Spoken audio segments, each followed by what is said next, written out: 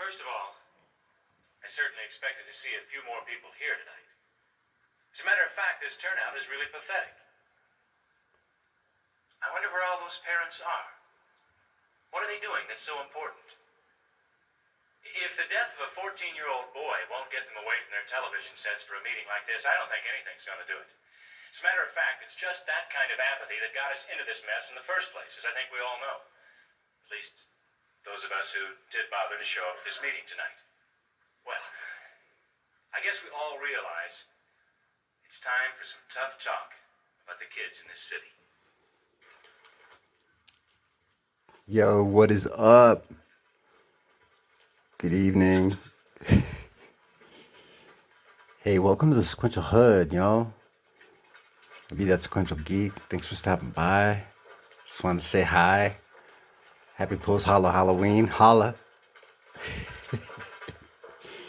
Happy All Saints Day. If anybody went out to visit the graves of their loved ones yesterday.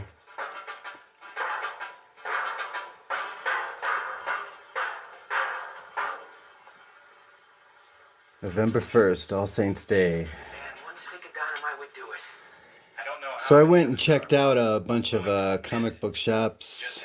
Just a couple, actually. On Halloween. Yeah. I did. Pushed around, scared to go out at night. They come here to get away from that sort of thing. And if we're asking them to move here, then we owe them that security. Now, this isn't just a New Granada problem. I've talked to city managers and councilmen and mayors. No. Yo, what up? It is not just a New Granada problem. I tell you, this comic book shop, little run-ins that I had on Halloween was some bullshit. Need some advice, some feedback from y'all. Let me know, am I losing my mind or what the fuck? So, if you get a chance, leave a comment. As you can see, I'm in Colorado. And on Halloween, I went to a couple shops. Thank God I didn't go to those same shops last week on my birthday. It was total 180 degrees. Some fucking bullshit. Second one was really the one that was whack. The first one, there were three things that happened to me with comic book dealers on Halloween. It was fucked up. First place I went to was I Want More Comics, and that is at 550 East Thornton Way in Thornton, Colorado, just north of Denver. A couple people recommended I go there, and when I went to check it out, they had a large selection. I was about to say they had a sweet selection of back issues, but, you know, it was okay. They had a bunch of long boxes that were in these, like contained boxes. So it wasn't easy to browse their collection because you always had to worry about sliding out one of those boxes that's within a box without it falling. And it was cumbersome putting it back in. You know, as a comic book collector, when we go through a comic book shop, we do what? At least a third of their inventory a week. I spend, 2 hours going through, God, at least a third of this guy's collection, maybe more of the inventory. I don't know, 2 hours. I think as collectors, we go through a comic book shop's inventory. Now, just listen up, put up with me here. For 2 hours, we do like a third, maybe half an inventory, if not all sometimes. We sift.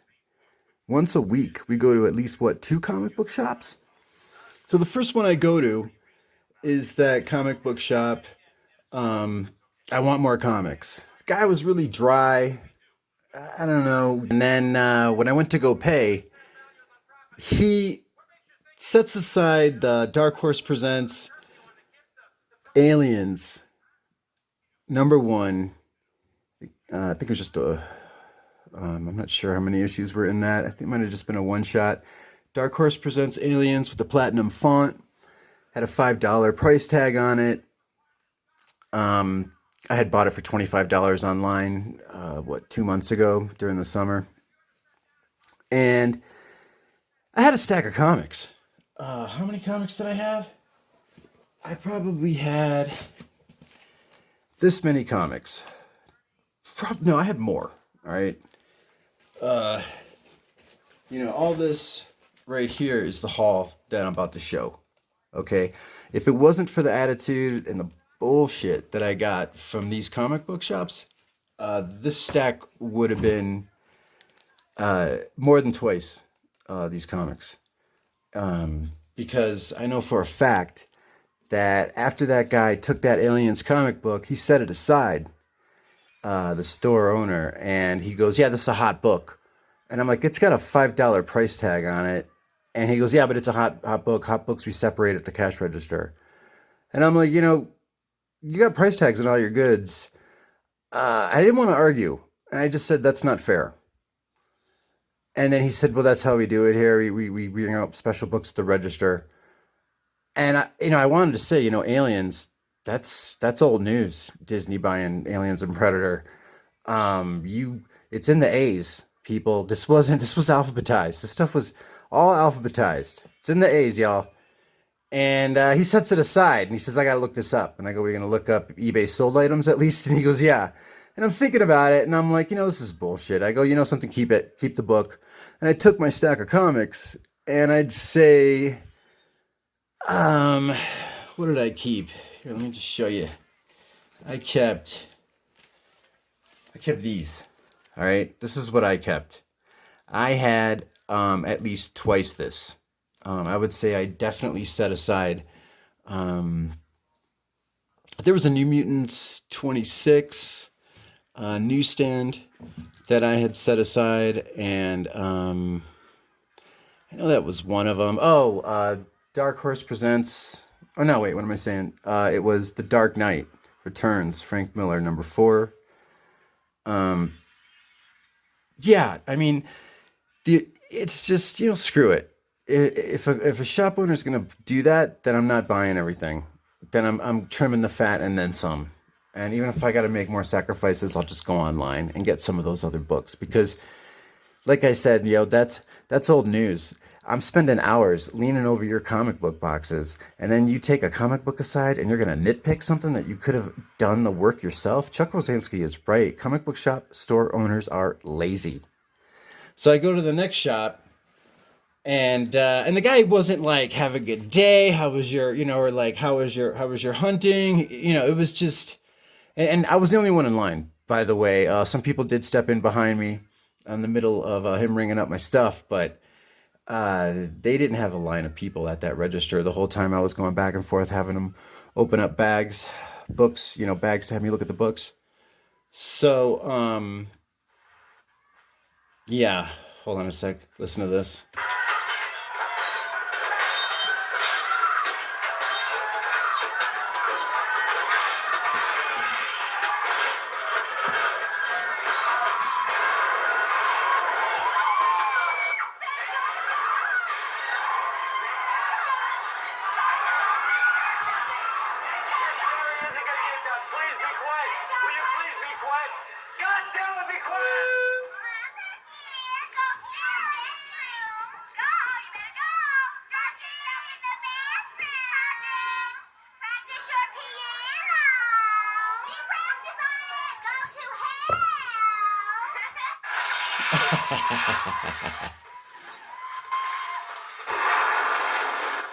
So yeah, the next shop that I went to was called All in a Douche Comics.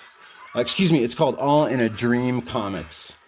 And it's on Colfax in Denver. And I went there before. And this place, though, is definitely the American experience. The guy was a little bit weird before, but I just figured, whatever, the COVID, right? But no, this place is whack. Once again, sifting through boxes, sifting through long box after long box, picking out some nice gems, some horror comics. Got a Sherlock Holmes comics that I saw, adaptation of one of Doyle's books, and yeah, I got some comics there. But then, actually, when I was showing some of the stuff I found to this one cat that was hanging out there looking at books, this guy used to work at Mile High, it turned out, and I asked him about that pricing at that shop before. at I Want More Comics. And he's like, yeah, if somebody prices something, they shouldn't be changing it at the register. I mean, they can do what they want, but you're right, it's not fair. This person agreed with me. I don't know, y'all give me some feedback on that. So I'm at All in a Douche Comics, All in a Dream Comics on Colfax. And that was some whack shit. This is what I got over there at All in a Dream Comics. Yeah. Thanks to that guy's foolishness. There was 3 times as much of sales that this guy could have had, and I got the rest online.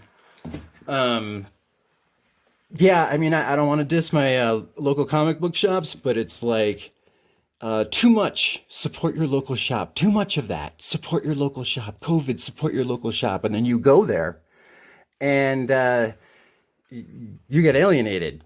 You get singled out.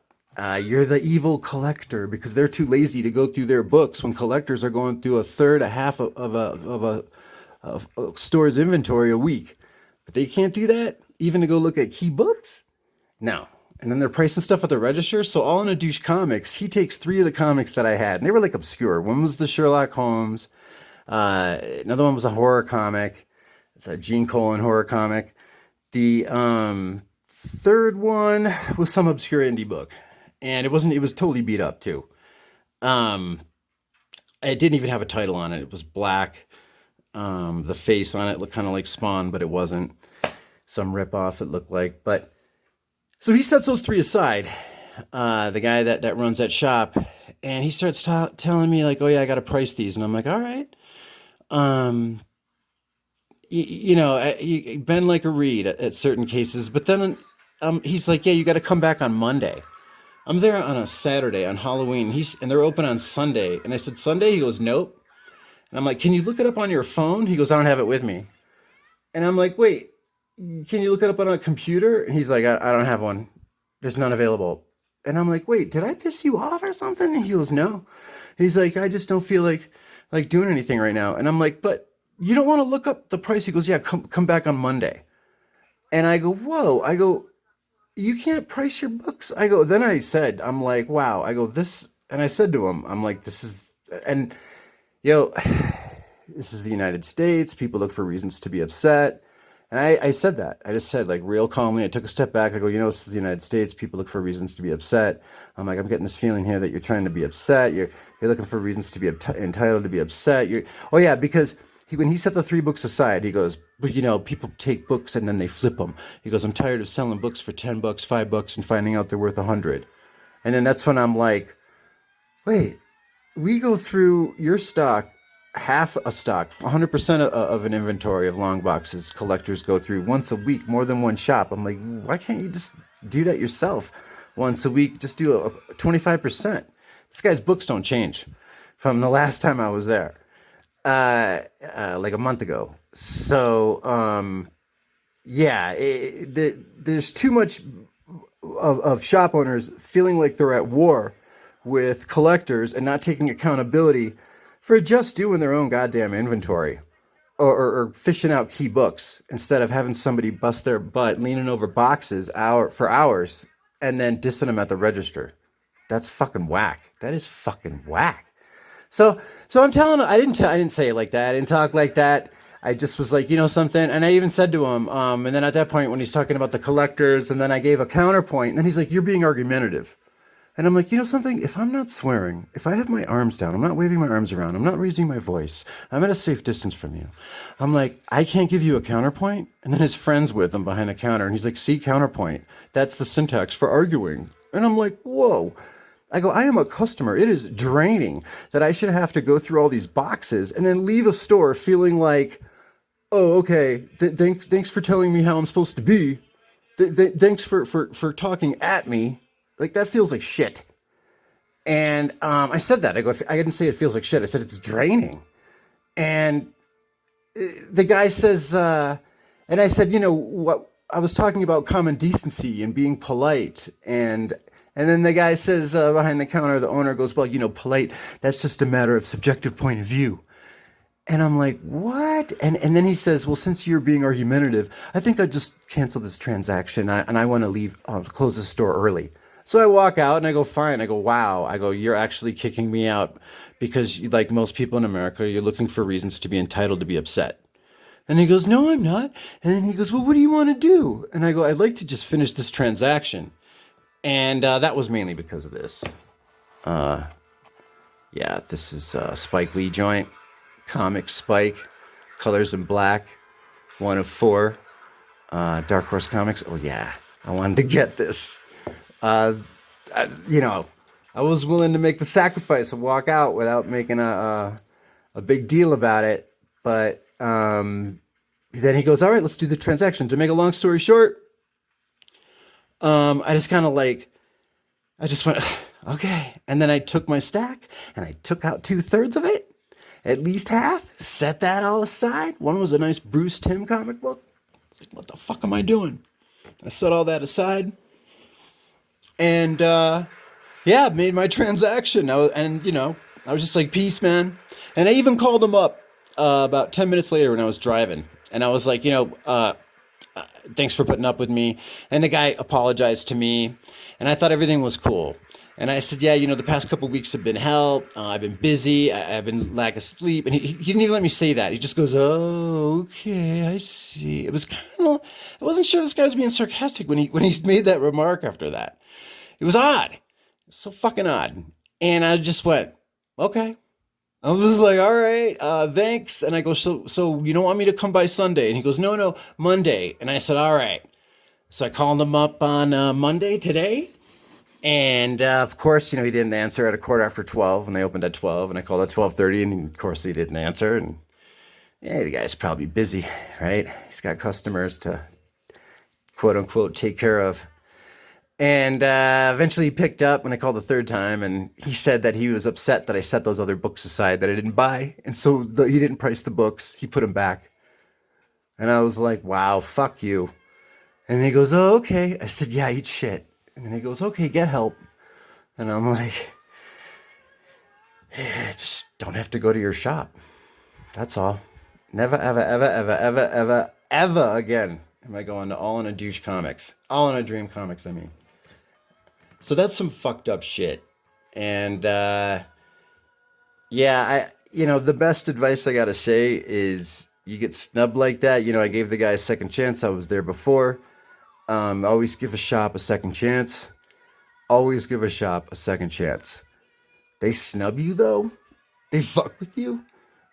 You fuck them. There is no retaliation. This guy, he don't need money.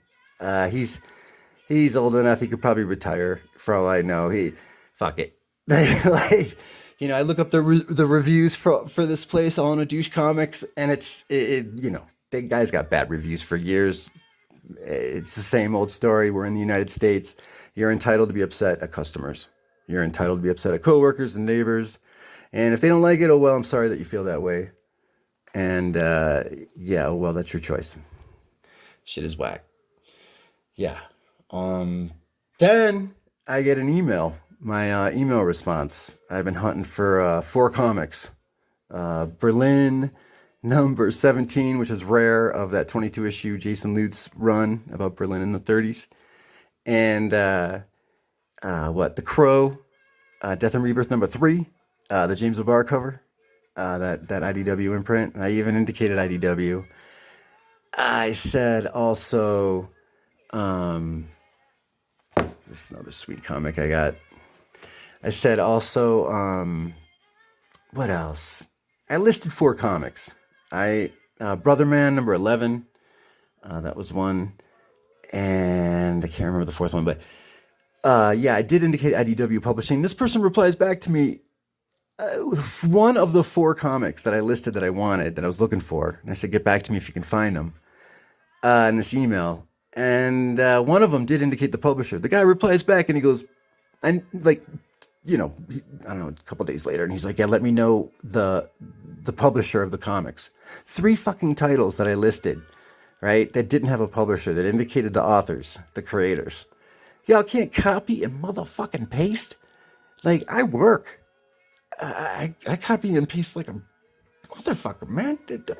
Notes and case notes and troubleshooting steps and keeping people in the loop, follow up emails, copy paste, copy paste. I mean, it saves time. This guy can't do it for 3 titles where I mean, Jesus Christ, no way. And this guy's telling me he needs me to reply back and then maybe he'll get back to me. You know, if you're not from the United States and you want to have the American experience, oh yeah, go to All in a Douche Comics, or I can give you the email address of that person.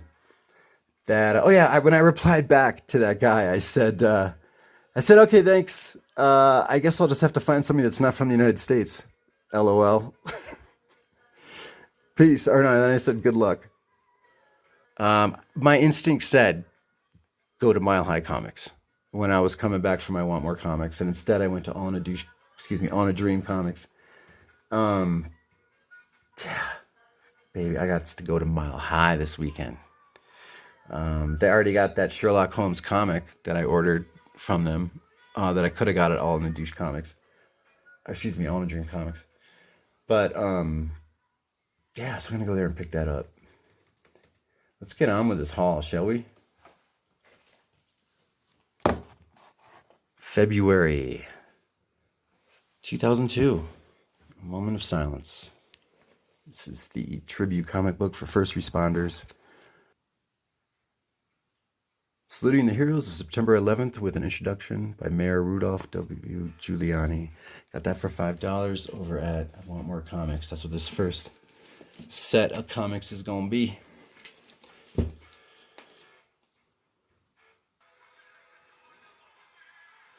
Taking a rattling ghost train ride through the history of comics. David Bowie, the CIA, Mad Architects, Warren Ellis, Frank Zappa, Tintin, the designer of Skylab, a train station in Paris, Arthur C. Clarke, the circus, the Black Panther Party, and William S. Burroughs. All of these things are connected by Jack Kirby, all part of the secret history of comics, and all illustrating the special nature of the medium as the place where you can do anything.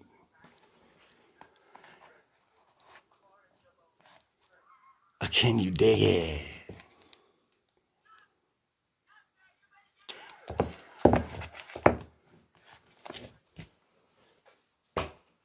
I was incorrect when I said that I thought Skinning the Wolves was the last set of covers that James O'Barr did the B covers on. Skinning the Wolves came out in 2012, and after that was The Crow, Death and Rebirth from IDW that James O'Barr did the B covers on, that 5-issue limited series. And then the last set of covers that James O'Barr did the B covers on is The Crow Pestilence, this 4-issue limited series where I got this nice issue number 3 here. Oh yeah. And this was at the place that waits till you go to the register to mark up the books. Okay. DOA, Death of Karl Alfalfa Schweitzer. Same old dumb thing. What the Jack? Them cops want to do be the best dude on the street. We got here DOA, The Death of Karl Alfalfa Schweitzer out of Tinto Press. I believe this book came out in 2014. Not sure on that date though. It's actually about the actor from that black and white kids television show. But to go from Our Gang, right, to this movie that you're listening to, Over the Edge, out of the late 70s. Yo, you want to see a good movie? Check out Over the Edge. And then compare that to Our Gang. Turns out this actor, Karl Schweitzer, everybody ended up calling him Alfie, Alfalfa, because of the role he played in Our Gang. He was known for having this colic that wouldn't always stand up there. You might have heard of buckwheat. Eddie Murphy played buckwheat a lot on Saturday Night Live, so go check that out.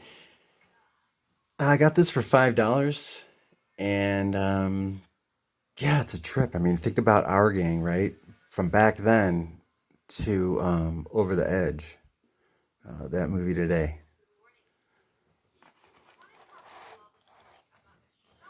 DOA, The Death of Karl Alfalfa Switzer, biographical comic by Ted Intorcio.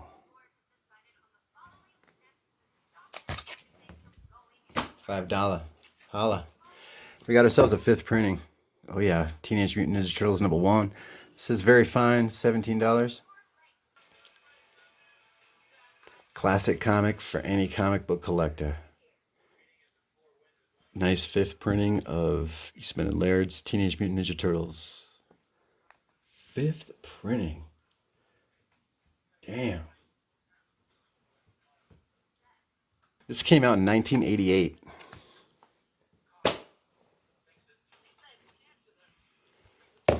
Barry Windsor Smith art. Inks. Script. Color. How did Logan get that adamantium seared onto his skeleton? Why don't you check out Marvel Comics Presents issue number 72 to 84? Yeah. Yeah, why don't you? $3. It's not like in the best condition. Let's take a look.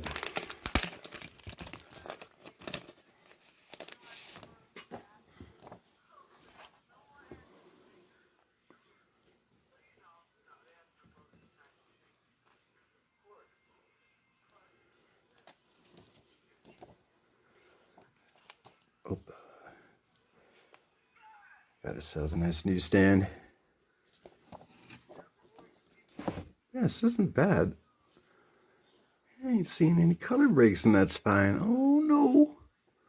Oh no, the shop owner missed this book. Oh no, what's gonna happen? Oh no, the poor shop owner. Rolled over in your little grave there. Yeah, that grave. Your comic book shop. Yeah, fuck it. I'll just go online now. Can't believe I'm saying that, but $3. August 1991. Logan breaks into the adamantium vault and kills Cornelius. The professor uses Hines as bait to lure Logan into a trap that will spell his fiery death. We'll see about that.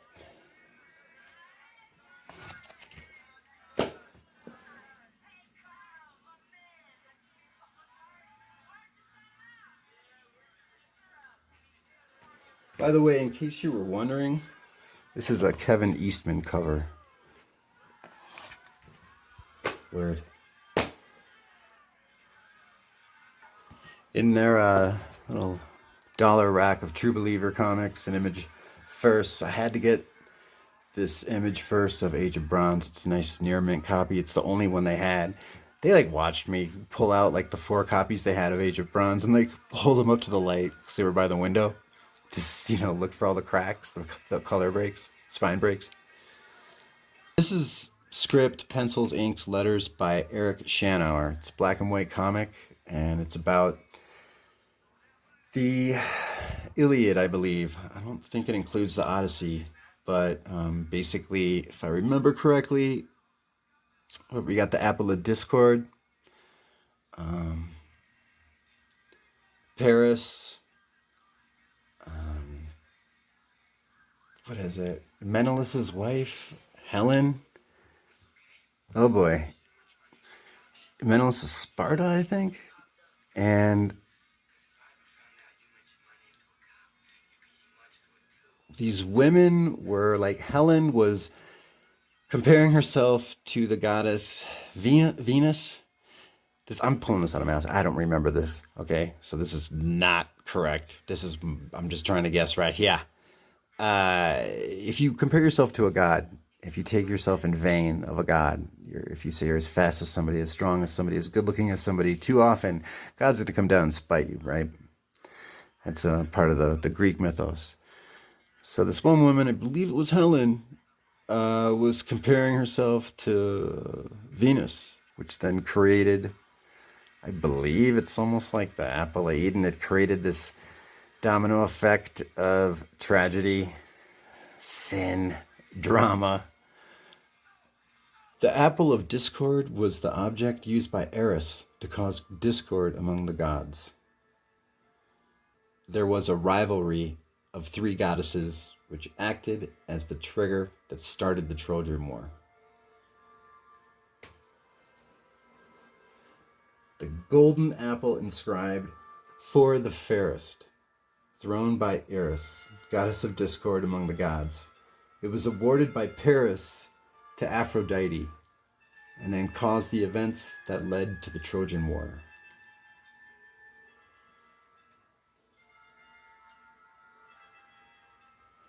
This, to me, this set of books here by Eric Shanower is, man, I mean, the art in it, the attention to detail, it is outstanding. Yeah, this guy got an Eisner Award. Big shock. Check it out. This was just $1.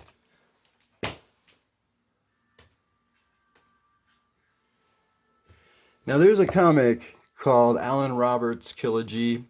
It's a 4-issue limited series. The covers of these books, as you can see, are pretty fucking awesome. And Marky Ramone is on the C cover for the first issue. Alan Roberts' Trilogy was a 4-issue limited series, and this is the Halloween special. That 4-issue limited series came out in 2012. This came out 2 years later. Dope ass Halloween comic. I don't know, maybe you heard of Madman? Maybe you heard of that first comic that Marvel used to drop the Comics Code Authority officially? X-Force number 116, written by Peter Milligan, art by Mike Allred. This comic came out in January 2000. The Atomics, number 1. AAA Pop Comics, originally a $2.95 US price. Colors by Laura Allred, but the script, pencils, inks, and letters are by her husband, Mike Allred, creator of Madman, Mr. Frank Einstein.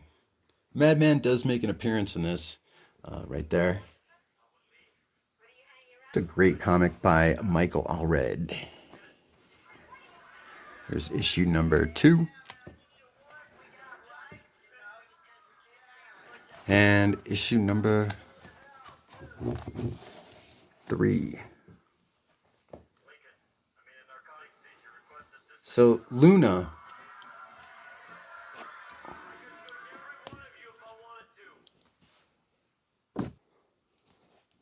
this woman right there,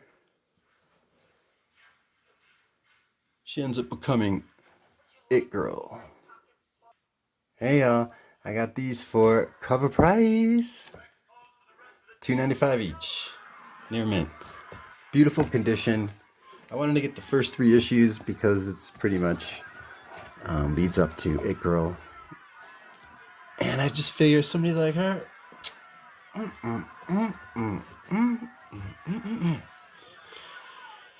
She's marketable. People in Asia will like her. Call me crazy.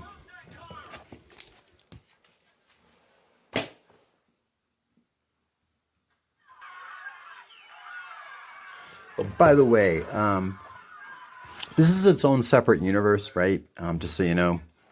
This isn't a part of anything that has to do with Marvel or DC or Image. AAA Pop Comics is this creator-owned indie comic that Mike Allred had set up for himself. A way to kind of expand upon his Madman universe.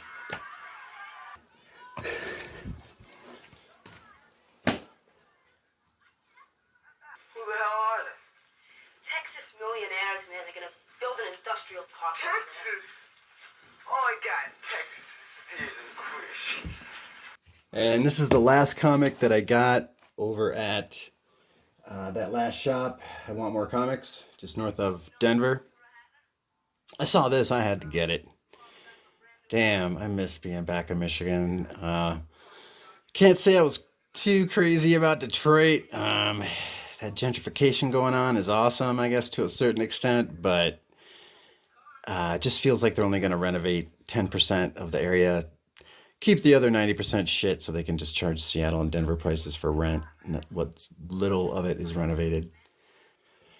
Over at the Outer Limits, it's this bar in Hamtramck. It's a live venue. It's got it's like punk music, rock, metal, rockabilly. It's a great scene. They got a little outdoor deck in the back. But they had this a couple years ago. They had this comic release party at the Outer Limits. If you ever get a chance, get out at the Kniff Street exit, taking 75, just north of downtown Detroit. I don't know, 10-minute drive from downtown, if that. Hamtramck, get out at the Kniff Street exit, follow that past Joseph Campout Street. Just keep going down. It won't be that far. It's the Outer Limits. It's pretty much the last bar down on there. I just like to walk that strip anyway. People tell me I'm crazy for walking too much. Outer Limits had this release party celebrating Detroit Murder City comics with Hysteria Narcotics, Devious Ones, and DJ Freddie Fortune. I had to look that one up. But that's a great venue. And when I saw this comic here, it's for $10. It's very fine near mint. I had to get it. God, it's so dope looking. Except, this is not like Detroit, all these hills, that perspective, right? That's more like, reminds me more like Seattle. That little layers of hills. Foreground, midground. This action here does not remind me of Seattle. No, they're too assertive in this image for them to be from Seattle. $10.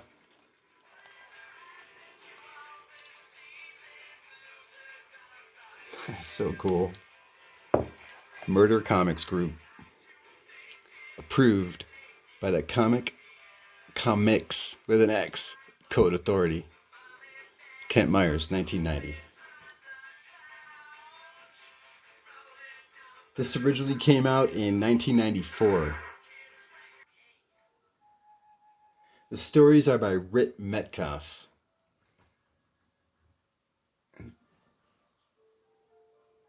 Damn, he was the one that threw that little shindig over at Outer Limits Lounge in Hamtramck. Dope. Stories by Rick Metcalf. And that cover, yeah, Kent Myers. $10 for that.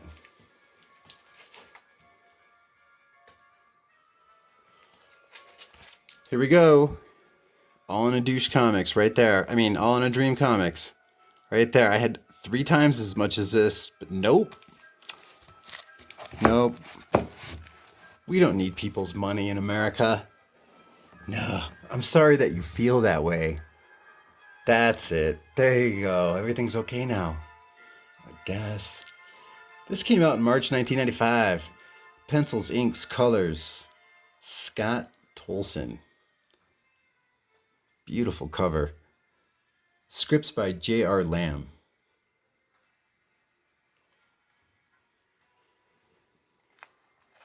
Got ourselves a Spike Lee joint here. A little bit of a glare. Can you all see that?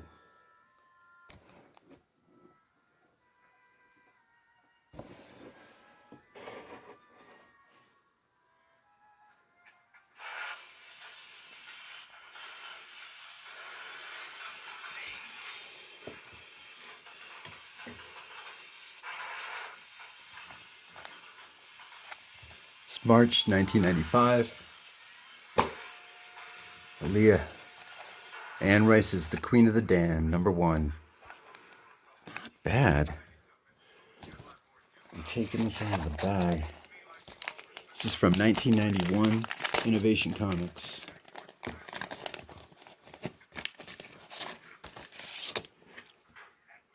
This cover, by the way, is by Derek Gross.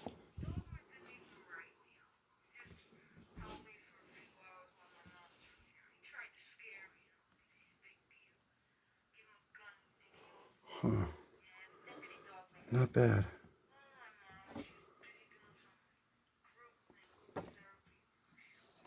All right. We got a little indent going on. There's a little dot there. Go away, dot. You see that? And Rice's The Queen of the Dam, #1. Not intended for children. Cynthia Wood did the script. Scott Moulter did the interiors. If you want to check it out. Scott Moulter Interiors. All right.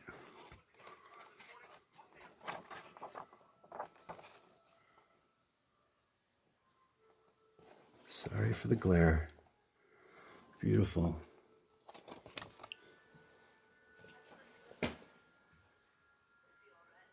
This is the last issue of Simon Dark. I think it was originally supposed to be an ongoing series, but it lasted for 18 issues. It's a direct edition. Of all the runs, sure, there probably is a newsstand copy, but I know issue #1 is the only one that had a B cover. So there's single covers just for the rest. And that cover is by Scott Hampton. He also did the interiors with Steve Niles, writer of 30 Days of Night, co-creator of Simon Dark. Got this for $3.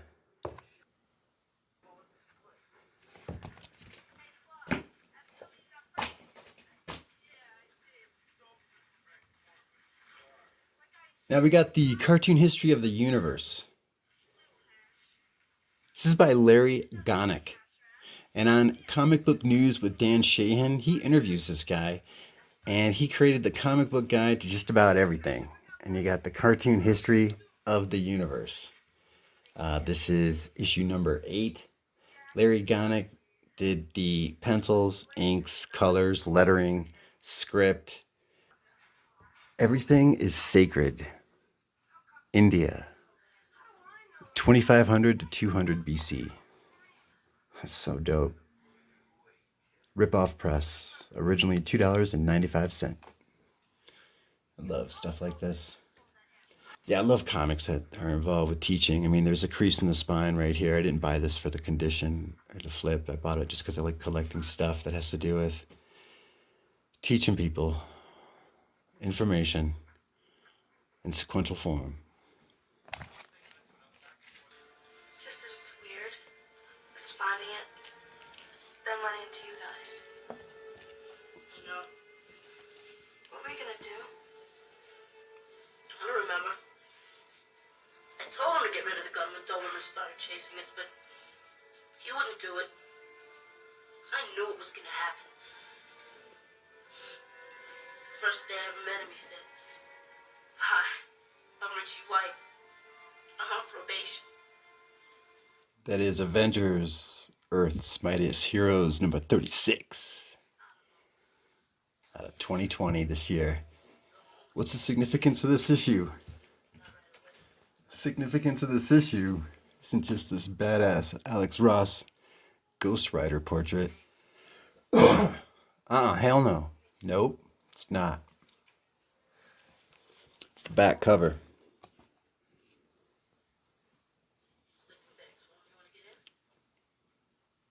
Mr. Chadwick Boseman, rest in power.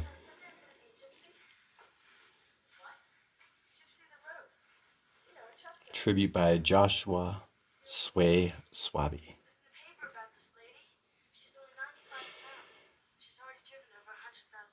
Correct me if I'm wrong, but I know in street art, that crown, Jean-Baptiste incorporated that, but a lot of people in street art took that symbol from their own cultural roots, placed that over somebody's name on the street. It's like a sign of respect or reverence honor, kingship.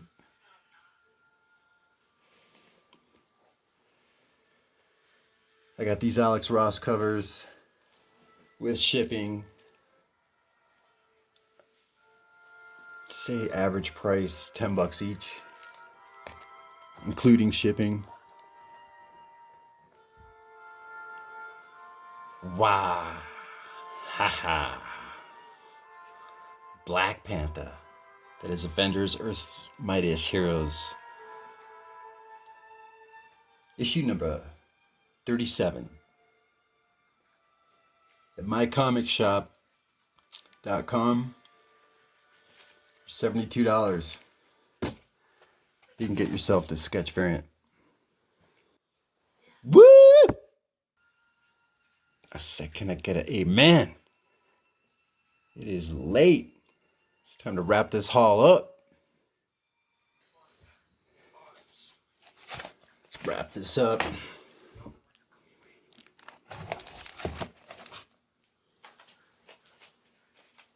From direct.darkhorse.com, there's a special edition of Norse Mythology, issue number 1. Bill Sienkiewicz cover. Limited to 300 copies total. And they include this, as they coin, electrifying 11 by 14 fine art holographic foil litho. 266 out of 300 is the order here.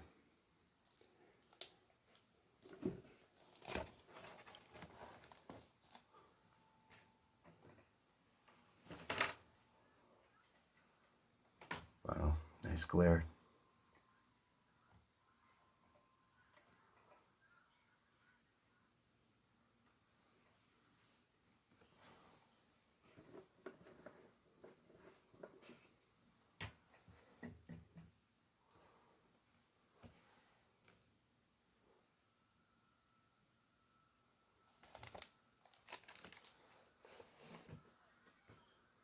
I dig more Norse mythology, and I like collecting a lot of comics by Neil Gaiman.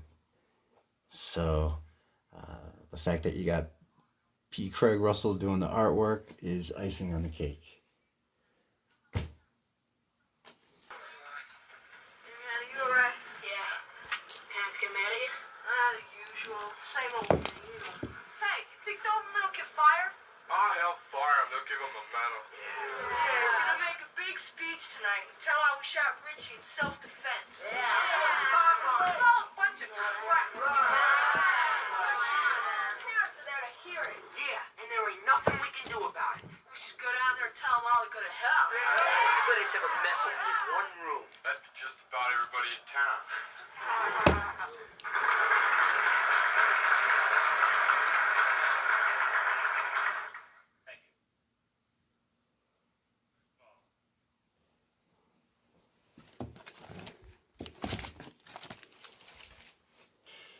2001 Marvel Team Up number 5. First appearance of Nick Fury as Samuel Jackson. Or should I say Samuel Jackson as Nick Fury? Which, as far as I'm concerned, really, the first Samuel Jackson as Nick Fury is in Ultimates by Brian Hitch and Mark Millar. But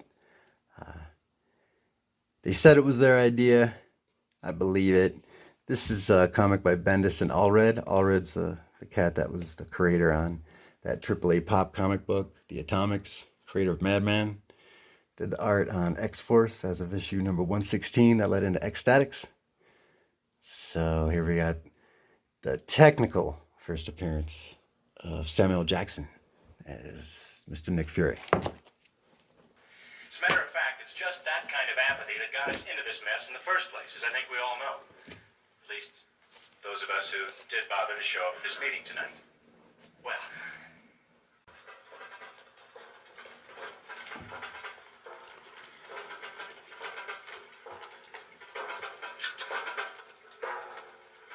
Let's wrap this haul up with just That famous expression we all know and love.